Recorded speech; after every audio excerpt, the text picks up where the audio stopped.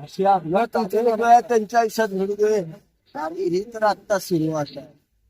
आपण जर जनतेला फसवत राहिला तर जनता काय तुम्हाला दाखवते हे दिवस त्या दिवशी या जिल्ह्याचे खासदार श्रीमंत छत्रपती उदयनराजे भोसलेंना या जिल्ह्यानं भर भरून प्रेम दिलं. त्या दिवशीच विधानसभेचा निकाल लागला होता. या जिल्ह्यामध्ये इथनं पुढं फक्त महायुतीच राहत, बाकी कुणाचीही दुकानदारी चालणार नाही. विजयाचं श्रेय कुणाला द्यावं?